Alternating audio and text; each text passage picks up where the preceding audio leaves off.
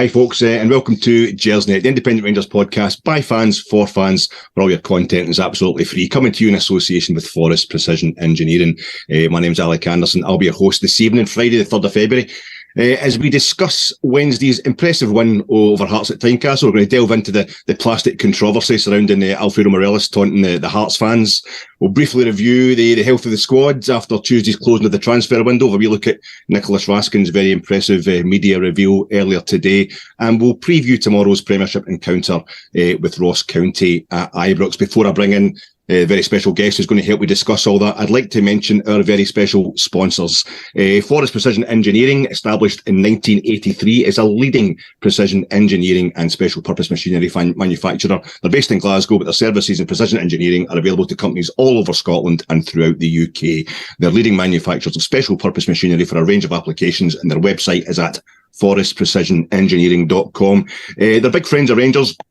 And as you probably know by now, they've got a stunning new hospitality area within the Ibrox main stand. I've seen photographs of this. It looks absolutely lovely. For information on how to book the Forest Precision Executive Lounge, a unique and intimate space, email the club via hospitality@rangers.co.uk. And quickly, if I can, before we go any further, I must mention Alan, a chap I bumped into in New Edmiston House after the game last Saturday, who was absolutely lovely about the pod, how much he really enjoys it. And just to say to Alan, really loved our chat about Seville and everything surrounding that. I'm also aware that I told in the post-match pod last week that I'd met a chap called Alec before the game. So I don't want him to think I'm making this up and I'm just going through the alphabet. You know, if there's anybody called Bill or Barry that wants to talk to me tomorrow, can you maybe just hang on a week, boys? You know, because it's going to start looking really dodgy. But it was brilliant to talk to Alan. And now to bring in my guest this evening, a man who was watching the NFL the last time he was on, if I remember correctly. I've got to ask you, Stewart, Tom Brady, are those the kind of wages you'd like to be on when you move into when you've been working in the media? Do you think he's going to make more in a month than you've made your entire career? I couldn't. To be honest, I couldn't take the reduction. So I'm kind of.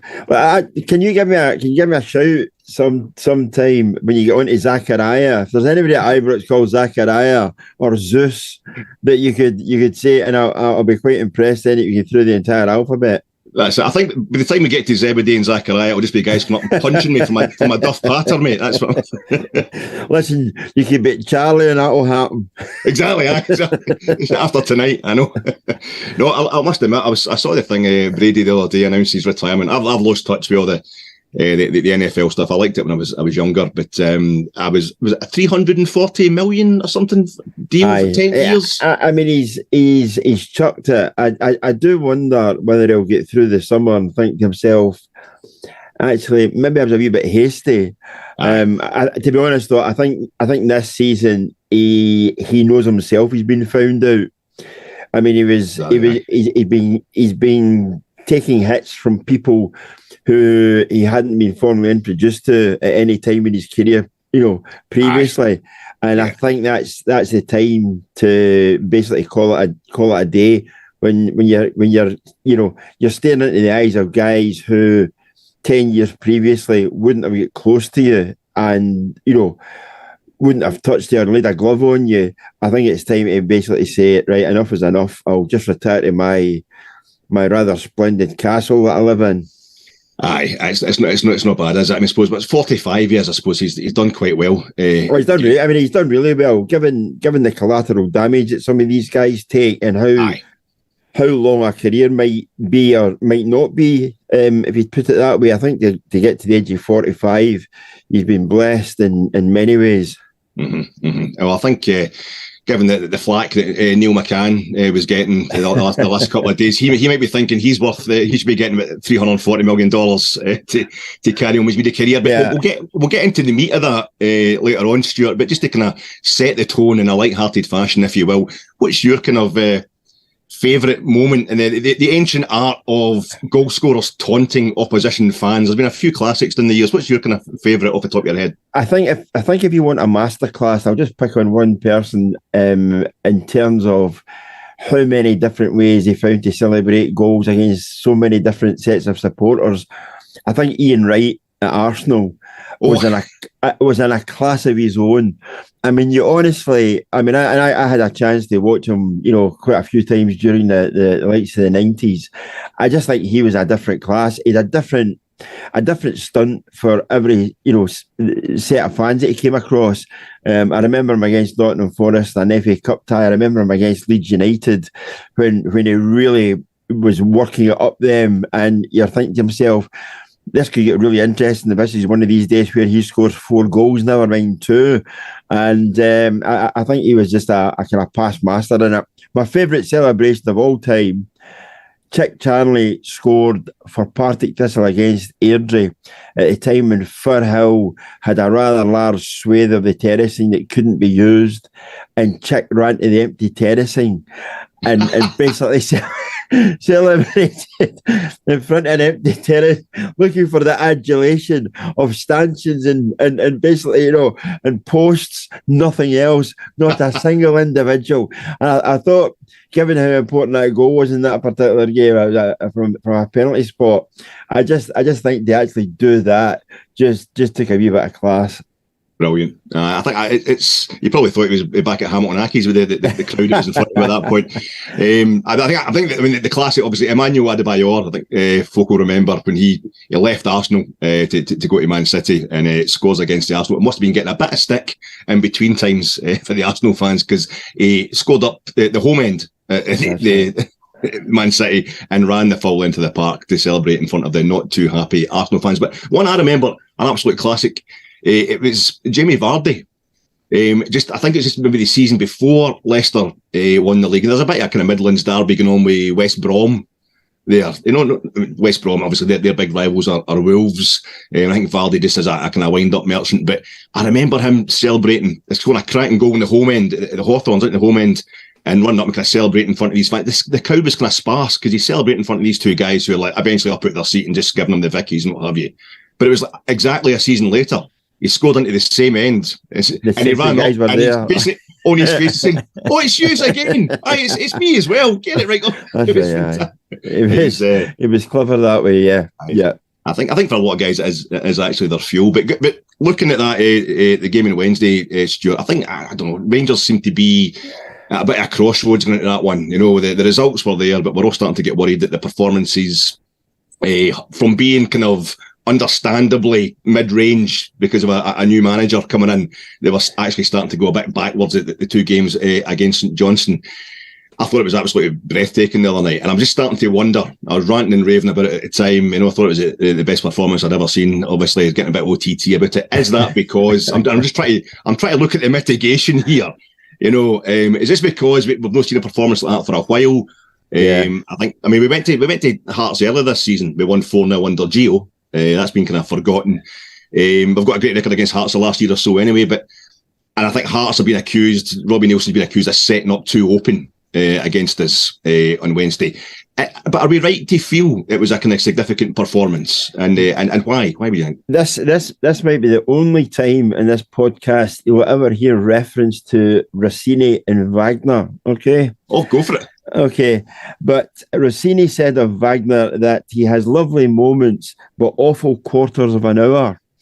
and I often thought that about Rangers for weeks. I know classical music might not be everybody's taste, and some might like the 1960s, others might like the 60s. No, I'm not going there. But it was. I just think that sums up Rangers. They can be absolutely genius and magical and wonderful for a minute or a couple of minutes, and then you ask yourself the question, why can you not do that again? And maybe not so much under. I think they've kind of struggled a wee bit to find a kind of identity with under Beale just now. I think under Van Bronckhorst, it was just boredom personified on many occasions. But on Wednesday night, now Rangers were bang on it from the off, and I have really struggled to remember a time when domestically, I know Rangers have done this in European ties when they've started with a bang and they've been flying and had half-time results that you sort of double check the television. to make sure it's correct. But I have struggled to remember a game where Rangers started so confidently and so aggressively and had a real desire about them and continued all the way to half time without actually really easing up or letting off. And I mean, you might be able to help me in this one, but I have honestly struggled.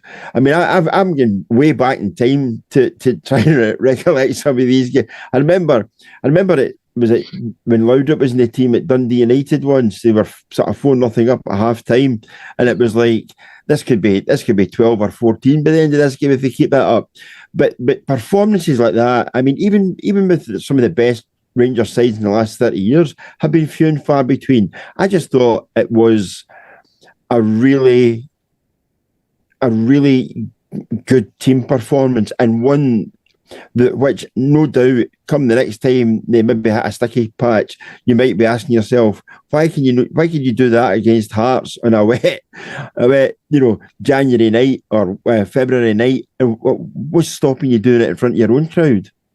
Aye, and to paraphrase a famous expression, a famous anecdote about the opera there. I think we had been played. It was bel canto the other night as opposed to can belto, which it had been for the previous year. So I'm the same, Stuart. I was struggling. I got to the point where I was talking about these first 7 minutes we had at Rugby Park when we won the league there in 2011 under Sir Walter.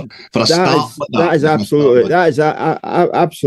But that shows you how far back you are going to recall something like that, where it's almost in disbelief that you actually realise how well they're playing. And I thought that on Wednesday night, and it may have been the shock of the performance that made me struggle to come up with a parallel or a similar performance. But I thought Rangers were actually, it's not a word I use too regularly, but I thought Rangers were outstanding in the first 45 minutes. I think the pace, the tempo. I mean, we had during 55 season, we had particularly at home. I think I remember the 3-0 against St Mirren, the day where we all but clinched the league and Celtic dropped the points the next day. It was like we were ruthless, we were phenomenally intense in those games. And we had some fantastic performances that season, like blowing Dundee United away 4-0, I think twice at Ibrox, a 4-0, 4-1, doing Aberdeen the day we actually lifted the trophy. But I think, also, as you say, coming into the way we've all been feeling just now, the results are there, the performances aren't there. And I think it was like a crossroads. I think we felt as if we don't get a performance soon, the results are going to start going backwards. But the football, it wasn't just the overall performance. The football was really attractive as well. And I think... I think that kind of surprised a few people. I think it took Hearts by surprise. I think Hearts were thinking that we'll keep it tight and we'll make it difficult for Rangers, and we won't, to use the age-old phrase, we won't lose our shape and we won't allow them to play through us. And bish bash bosh, Rangers are going through them like a butter, or a knife through butter. I mean, it was really, it was really impressive stuff.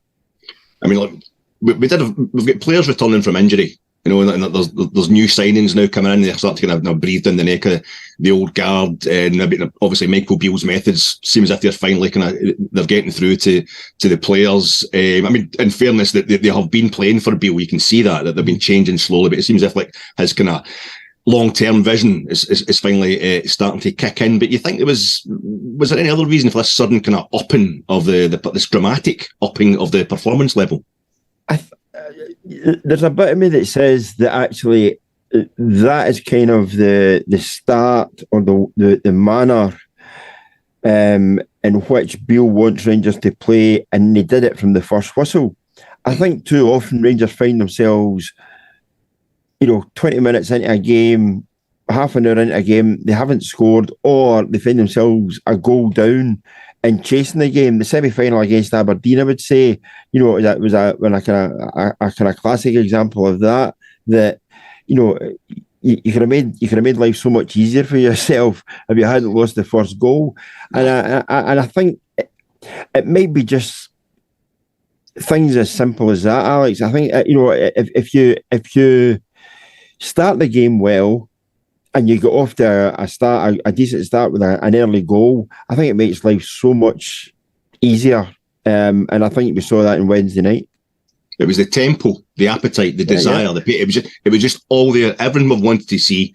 I think everything we always want to see for the Rangers team, but other things that hadn't been apparent despite the results were there, and they were there from the off. It was absolutely scintillating. You're quite right what you're saying. I mean, I don't think there's any neutrals in Scottish football. I've yet to find one, but if there was, watching that game the other night, we've just been thoroughly entertained. Watching Rangers. I was eventually, once we put it to bed at 3-0, I could start to relax, knowing that it wasn't going to go backwards like a few of the other performances have recently, but it was fantastic. Just to touch on that, I think there was an element though at 2-0. I think Hearts were still up for the fight, but I think Hearts had taken such a pounding in the first half that there was a kind of fear factor with them, and it was playing in the back of their mind that if we have a go at Rangers, they could really take us apart, and we could suddenly find ourselves down by 4 or 5 just to try and pull one goal back. I think the such was the dominance of Rangers in that first half. I think it really delivered a hammer blow, not just in the scoreline, but to the confidence of Hearts, especially given the fact again that Hearts are playing at home. And I think it's particularly pronounced when I think Robbie Nielsen's obviously told them we can have this tonight. And I think they'd set up to go for it. And we've done the NFL, we've done opera, we might as well throw in a bit of military history. I couldn't help that. This is how far I was taking it the other night. 6-Day War, 1967. About 7 Arab nations. Moshe Dayan. Aye, that's it. About 7 different Arab nations line up, think we're going to wipe Israel off the face of the map. And within 6 days, Israel hasn't just beat a lot of them. It's taken so much territory that it's actually doubled in size. Right. And they stole their tanks. And they stole their tanks and ended up building better Russian tanks than the Russians had.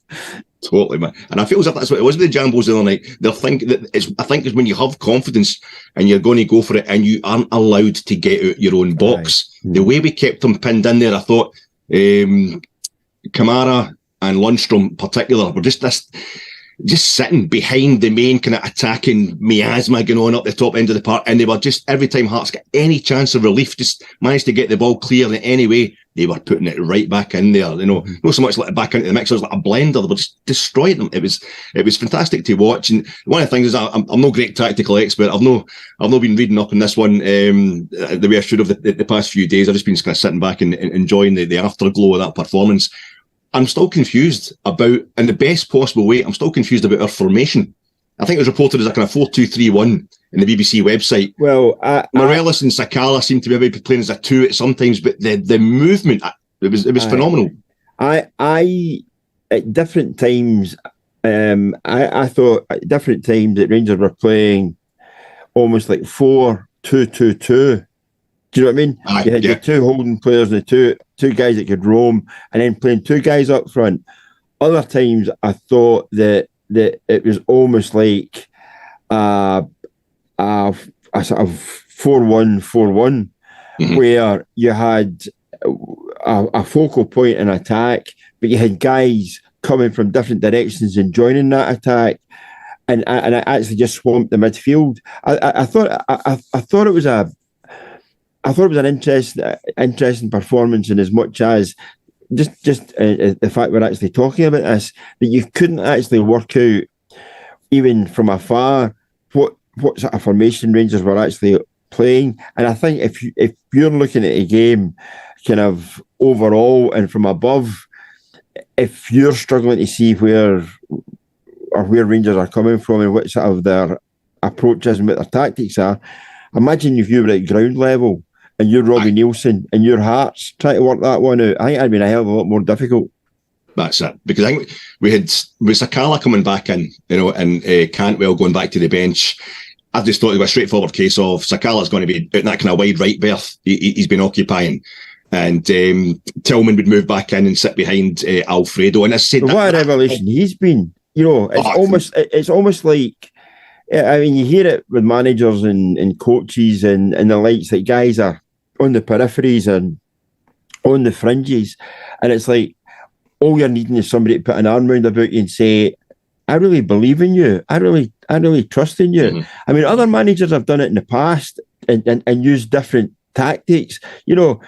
Famously, Ali McCoy's record goal scorer, he thought he was going in loan to Cardiff before the League Cup final. Big Jock Wallace had convinced him that he got a phone call from Cardiff and it was touch or go whether he was going to let him go or play in the cup final.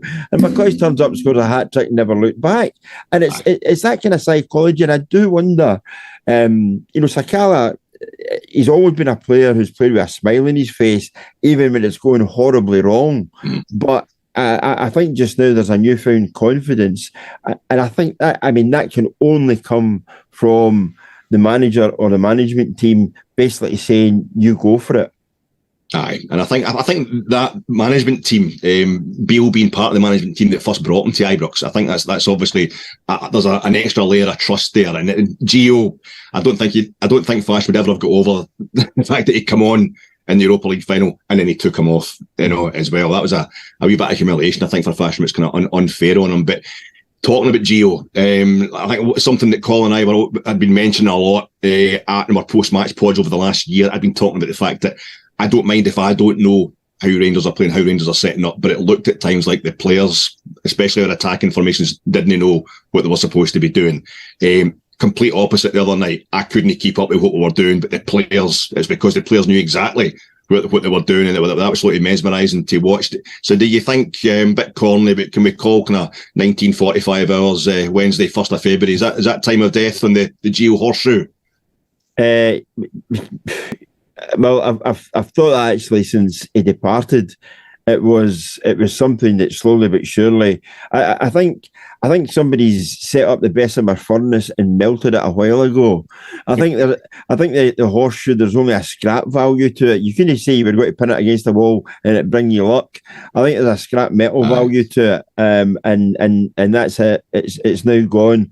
It's now Beale ball, and whatever derivative he wants to try thereafter it. But I think it's well and truly gone, just by the level of that kind of performance. And I know people will say, well, you haven't made up any ground on the league leaders and it's just another 3 points which you were expected to get. But there was an air of confidence that I have not seen for a hell of a long time, actually. I think you would have to go back. You'd have to go back to almost like certain periods in Gerrard's tenure to actually see a Rangers team that confident, or confident in their own ability, and also confident enough in seeing through the game plan. Aye, and I think they needed to kind of clear the air almost, because I think there's been a kind of split personality thing going on. They've been struggling, I think, in the previous games under Beale, between what Beale wants them to do, what they were under Gerrard. I think they've been thinking with Beale, we're going to go the kind of Gerrard style again. And also what Gio had in their bones for a good year. It just seemed like it was completely the Beale thing the other night, completely his team now. They're finally looking towards that his kind of vision for them. And do you think also, even we're playing fantastically under Gerrard during the 55 season, the team, the players, the attacking lineup, you knew where everybody was, and that was quite kind of not stayed obviously, but you knew everybody's positions. Do you think this is a sign, this kind of fluidity we've got up front now, that if we were worried, Beale is definitely his own man. He's definitely this is his vision. It's markedly different from Gerrard's. The only thing I would say about that fluidity and that kind of openness is that if it doesn't go right for you, you kind of look a bit silly at times. It's almost like we've got this fantastic, we've got this playbook, and we're just going to go through page by page by page by page. And if it doesn't work for you, I think there's a bit of a climb down when all of a sudden you're sticking one of your centre backs up front and lumping high balls into him to try and get a knockdown. But listen, it's worked.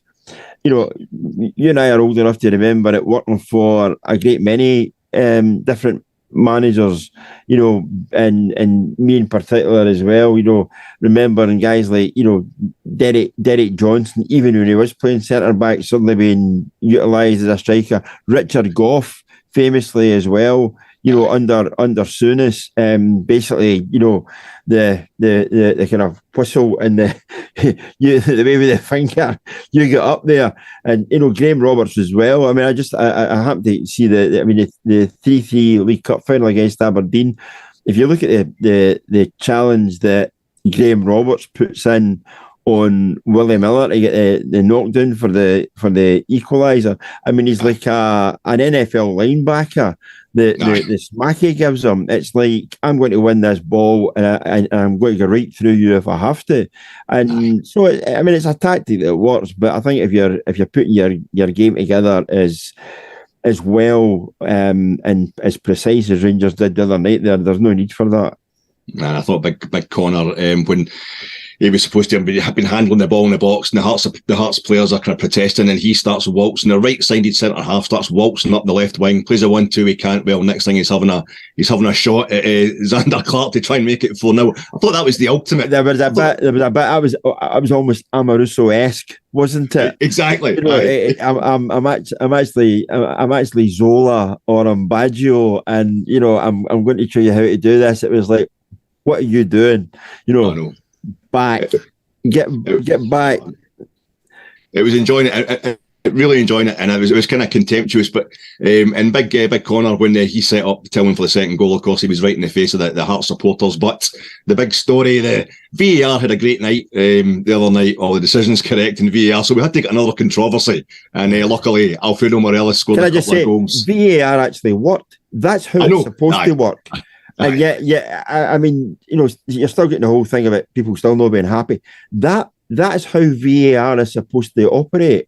Aye. So, I mean, credit where credit's due, I suppose. But no, you're right. I mean, the Morelos controversy, I mean, he does take the flag. He does take the stick. He brings a lot of it upon himself, I would have to say.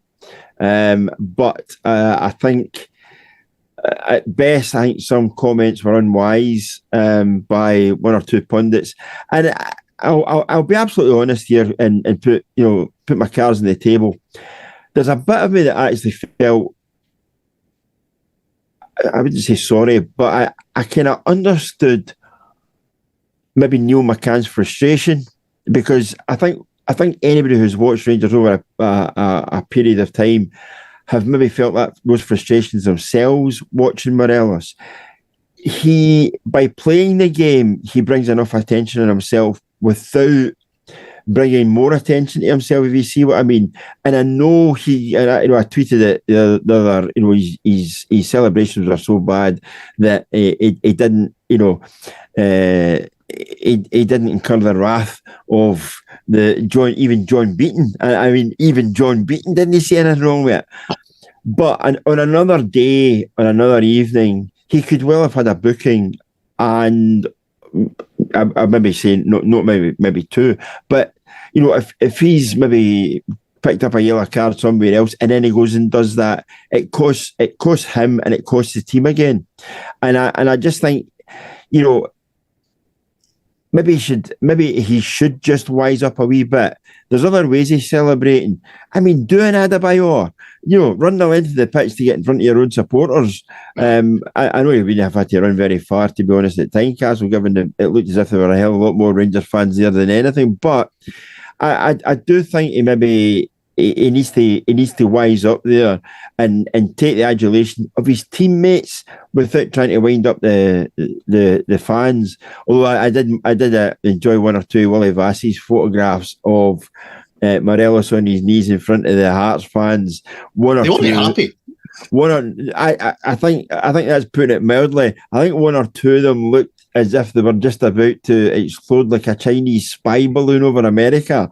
I think the veins in the neck sticking out, and then there was a picture halfway. If you look pan through all the sort of crowd, there's a wee woman sitting with a big smile on her face, and I think you're behind enemy lines there. You've been dragged to this game, but you're actually a closet blue nose, even though you're wearing a Jambo's hat. But anyway, no, I mean, listen, people's opinions will be divided. I just think he doesn't have to do that, and he should maybe be boxed a wee bit cleverer after all the grief he's incurred in the last, 3 and a bit years or whatever it is.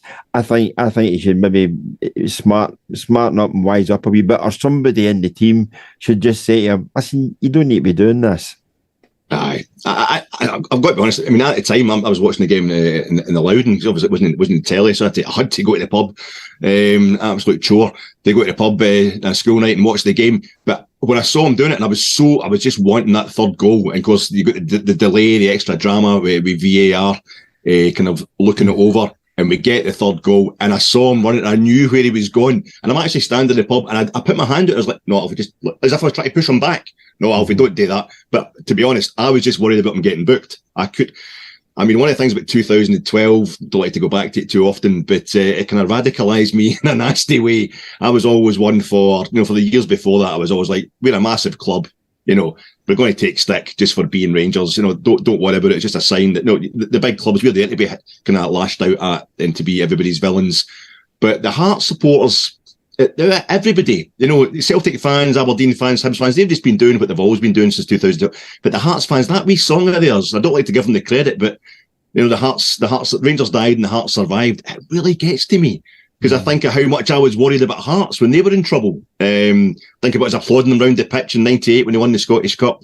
And I just think about standing in that kind of death trap of an away end they had for years before they kind of refurbished Tynecastle. But I must admit, in that respect, I'm just like, all right, Alfie, he's kind of doing one for all of us. Just get it round, so to speak. Have a bit of that back. And it's a classic football thing of fans dishing it out, absolutely terrible, and they kind of take it when they get a bit back. I know you're telling me the fans dishing it out, but again, I'd be interested to know. I mean, he can be quite feisty at times, Neil McCann, having taken one or two phone calls from him in the past. Aye.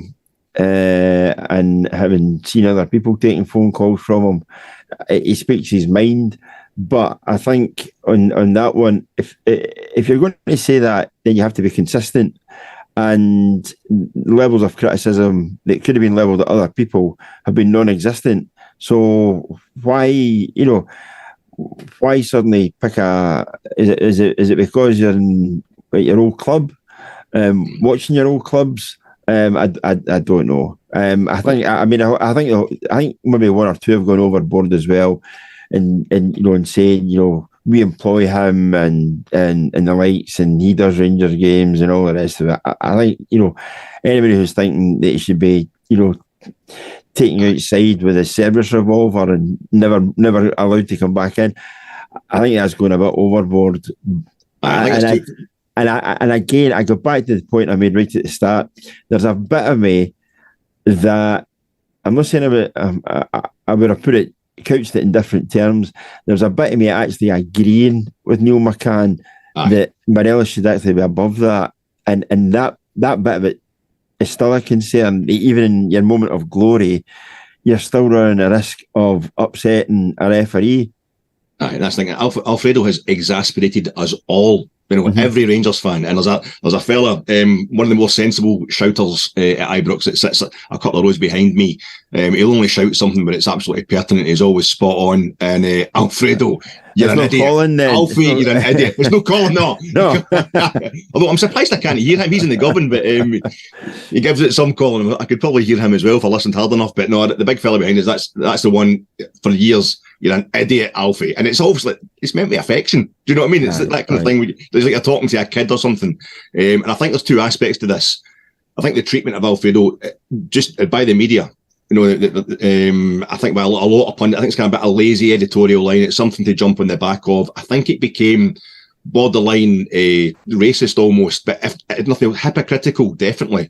And that Scott Brown, for example, when we first come back up into the top flight, what a character. He's a total wind-up merchant. And we had the pundits, Craigens, Andy Walker, whatever, always telling us that Rangers had to wise up, especially in Old Firm games. We're getting battered in Old Firm games when we come up, and Alfredo arrives a year after we come back up.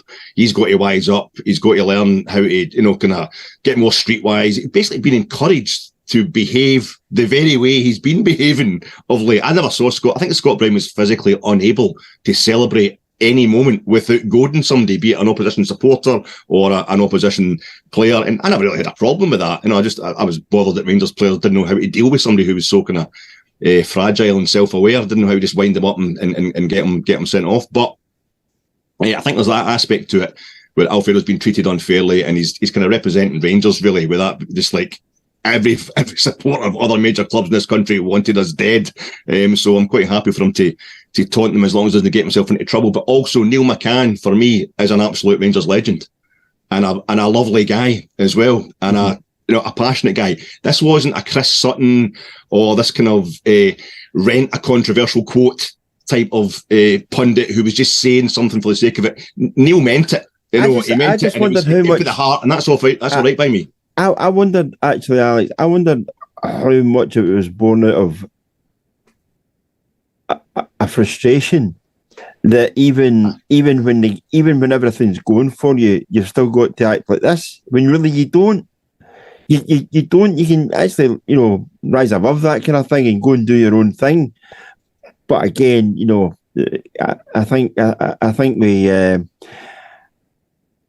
we might have reached a stage where it wouldn't matter what anybody said to Morelos. He'll just continue to do his own thing and live with the consequences. That's it. I thought that some of the comments about Neil McCann on Rangers Twitter this week were a bit kind of hysterical and pretty much amnesiac as well, because this is a guy who's won 3 league titles, 4 Scottish Cups, 2 League Cups, and when Neil McCann was at Rangers, my season ticket was up the back of the government for about 12 years. And 4 or 5 of the years, I'm sitting there every second half at Ibrox, no matter if Martin O'Neill's Celtic are winning all the trophies, watching Neil McCann, linking up with like Arthur Newman, Ronald de Boer, Alberts. It was an absolute privilege. He was a fantastic footballer. And when he was on Rangers TV at a time when we couldn't get into the stadium, and Rangers were, bringing home the most important league title in all our lives. Him and Emma Dodds, the wee rapport they had going, they were bringing it to us, and they were absolutely fantastic. I think he's a genuine guy.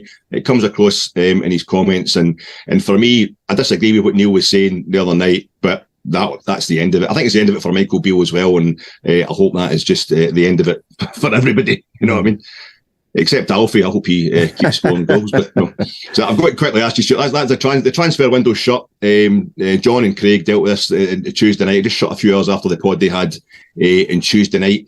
2 players in, Charlie McCann being the only kind of semi-notable departure.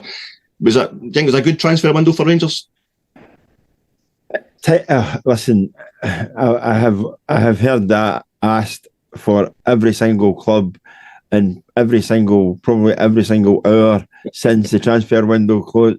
Was it a good, I just cast an eye to the side here and watched Chelsea, who spent £323 million and currently are drawing 0-0 at home against Fulham. Sorry, you're obsessed with watching American football. Was that good? Was that good? Well, I've looked that direction, I see one thing. I've looked this direction, I see something completely different.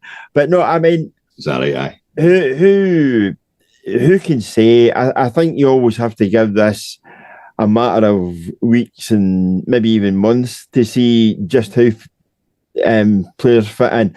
I'll give you an example, right? Tillman, currently the way he's playing, if you go back a matter of weeks ago, there were people asking, what the hell is he doing at Rangers? Now, the fact it's taking him so long to make an impact or to come onto a game that actually looks as if he's playing his game rather than a game that somebody's conjured up for him, I think tells you how difficult it is to bring players in and introduce players. I've seen guys come in their debut and all the rest of it and scoring a couple of goals, and you think, right, here we go. Not just at Rangers, at other clubs, and you think, here we go, this guy's going to make a name for himself, and that's as good as it gets. So I think the you have to think that Michael Beale has seen has looked at the Rangers team and has seen the deficiencies in it and how he can correct that. Therefore, the players who have arrived are going to be asked to perform a specific role. it's not like other teams where, and I refer to Chelsea again, who look as if they've got 6 wingers and still don't have a striker. It looks as if there are gaps in that Rangers. I still think going forward, that Rangers need a goalkeeper. You either back McCrory at whatever age he is and say, right, we're going to go with you and persevere with you because we think you've got the makings of it, almost like a Chris Woods when he was at Nottingham Forest under, playing behind Shelton. But in terms of the League Cup, he'd won a League Cup medal while still a reserve, goes on to bigger and better things, and ultimately Rangers fans saw just what a great, goalkeeper he was. I think you've got to bite the bullet in this one. I have never, he might be a really lovely guy. I've never seen McLaughlin as anything more than a deputy or a backup. And that was to a McGregor who was still at the top of his game. And I don't think for the last 18 months you could really say he's been on the top of his game. He has made the saves at different times, but equally he has been culpable and liable for several goals that Rangers have conceded over that period of time. So I think I never saw anybody. I didn't see Rangers make a move for any goalkeeper during the January window, but I do think that's something that's going to have to be, resolved during the summer.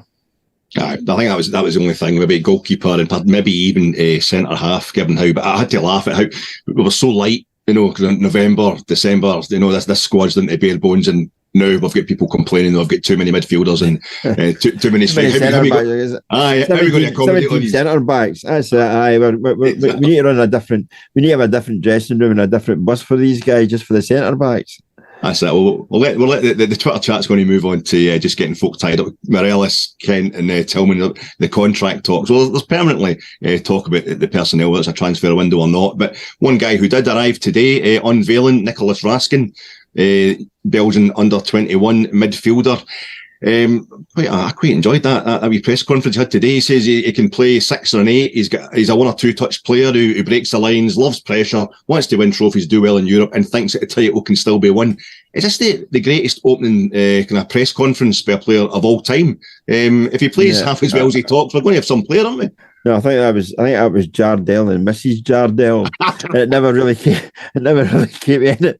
That's just the photographs you're talking about, Stuart. I was just the photographers. I've never seen as many disappointed photographers in all my days. But anyway, listen, he looks as if he's somebody who has arrived at Ibrox and wants to play for Rangers, which I think I've always thought that's a pretty good starting position.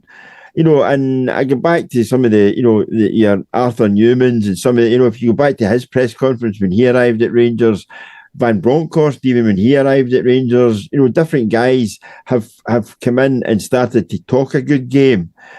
Why? Because they've got a bit of belief in their own abilities and can see how their own game might develop. And I think, today's new arrival sort of falls into that kind of category. I think he's of the right age, and he's the right age to really start to emerge, so to speak. And whether that's to emerge as a Rangers favourite and somebody who carves a career out in Glasgow, or whether, like so many others, it's a 3-year or 4-year window he's at Ibrox until he goes on to different things or goes back to Belgium or whatever it might be, or it doesn't work out for him, time will tell.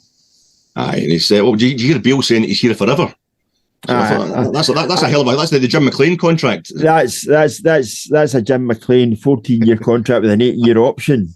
Duncan Ferguson just got a writ served on him the other day there when he found out he couldn't actually go to Forest Green Rovers because Dundee United still have a claim on him.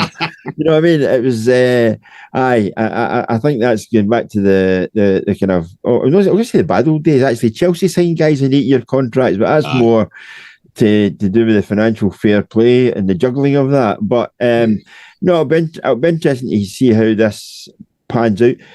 And again, as I mentioned a moment ago, who's to say that he's not the kind of player that turns up at Ibrox and suddenly carves out a career for himself and does stay at Ibrox for a while and actually makes a go of it because he likes the surroundings, he likes the team, and he also likes the way his career's going.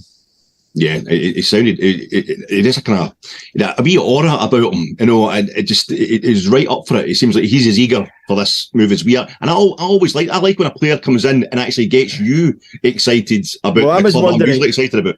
I was wondering actually if you get somebody like that who's, to use the expression, a wee bit cocky and a bit, I'm not saying overly so, but has got a bit of belief in his own abilities. I do wonder sometimes, it makes you think, why, what are you doing at Ibrox? Why has nobody else looked at you? There was a bit of the kind of, going way back to Marco Negri. When Marco Negri, and you're obviously here to score goals, and all he said was, and I will. And lo and behold, he did. But it was almost like he underplayed himself. He's another guy that sort of knew what he could do. And if you scored a dozen goals in Italy at that time, you could certainly score 24 in Scotland.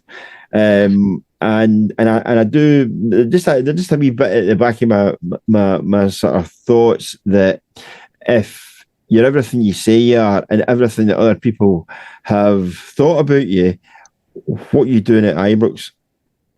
Aye, I know.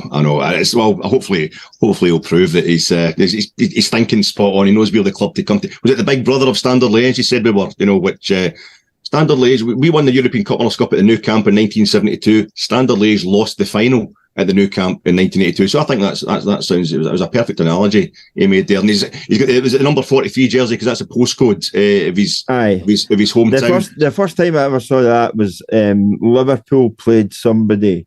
It was a Greek club or a Turkish club, I can't remember, in Europe, and the guy wore 64, and 64 was the area code on the number plates of the area that he came from. So he wore 64.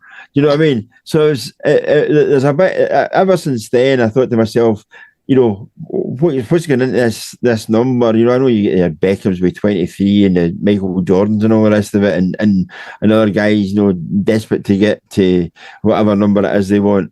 But I thought that was quite good. His postcode is 43. Well, good on you. If he's as ambitious as he makes it, he should be going for the Rangers postcodes at 51. I think that'd be Alec Lowry. He's taking that off, so that's quite symbolic, I think. Aye, or he's. I mean, listen. It's almost like you get guys, and why did you pick that number? And it's like you're trying to be clever, and you think there's a wee angle here, and then the guy goes, "Well, it's only when it was left." That's basically what he's saying, isn't it? Aye. But I better come up with a better story. If I just say it was only when it was left, it doesn't sound too good. If I come up with another. Aye. My daughter's 7 years old, so I got 4+3. Aye, that's the kind of stuff that come out in it. I said, this is actually supposed to be a Ross County preview. I mean, that busy reviewing the crazy week it's been, all things Rangers, Stewart. I forgot to mention tomorrow's game briefly. Ross County at Ibrox. We're obviously looking for Rangers to kind of prove that was just a one-off thing at Tynecastle. We've moved into another gear this season. Ross County. They're having a terrible month. Have they won a game? I don't know. They've certainly drawn a lot of them, but they got out the Scottish Cup on penalties to Hamilton Accies. No bad thing, I have to say. Yes, you'd enjoy that one, wouldn't you? I did enjoy it, yes, thoroughly. Even without the help of Chick Charlie, but the Scottish Cup to the Accies. A feeling I know too well watching Rangers over the years. They also, I think, they're 1 point off the relegation spots, and both teams below them have got a game in hand. It's not going well for County. I glance at the league table. In all seriousness, I find it. I'll be honest. I find it absolutely shocking and depressing. This is everything Scottish. If you look at the Scottish league table, this is everything that other people try to deny. You know what I mean? It's like, I know people have to eke out a living doing television and radio and writing newspapers and all the rest of it, and maybe have to talk things up. But please don't let that get in the way of the actual honest and hard facts that there are teams in the lower reaches of the top flight currently in Scotland who are absolutely rank rotten. And I think you've seen that with Scottish Cup results and some of the performances as well. I think, it's almost like a race to the bottom. There are teams surviving in Scottish football just now because they're not quite as bad as those that are below them. And that's a terrible indictment of what's going on in Scottish football. I think as Rangers proved the other night, there's more between the top two and third than there is between down to the middle of League One, probably. Mm-hmm. It's a bit of an indictment. And Ross County are looking so bad. A club who've never beaten Rangers in a competitive match. We're absolutely buzzing after Wednesday night. Are we set up for Michael Beale's first defeat? Are we just asking for it, Stuart? No, I know what you're asking for. You're asking for a few choice comments once we go off air. No, I think... No, I don't. I think... Actually, I would maybe like to think that the Rangers players and the team that played on Wednesday night, or whoever from that collective who are chosen to play against Ross County, basically think to themselves, that's how we want to play the game. Let's kick on. Aye. Excellent. I think with that we'll wrap it up there, folks. I just want to say a big thank you to Stewart for his precious time and his valuable insight. A massive thank you to all of you guys out there for watching and listening. And don't forget to give us a like and hit the subscribe bell if you like what we're doing here. And of course, we've also got the fantastic Gersnet website, recently given a plush refurb where you can engage and chat about tonight's pod and all other matters Rangers in our friendly discussion forums, as well as a host of great articles penned by our esteemed band of contributors. Talking of which, the heartbeat of Gersnet myself, Mr. Colin Armstrong, and my fat self will hopefully have a bit of immediate post-match reaction outside Ibrox tomorrow. And then on Sunday night, with the main pod, we're back at 9:30 Sunday evening, live on the YouTube channel. Colin will be in the chair, and he'll be hosting Gary Valentine and Mr. Chris Jack. Hopefully that's going to be a great show, as long as they're talking about a great result. So please join us then, folks. But for now, thanks again to Stuart. Thanks very much, Stuart. And thanks very much for you folks listening tonight. Good night. Cheers, folks.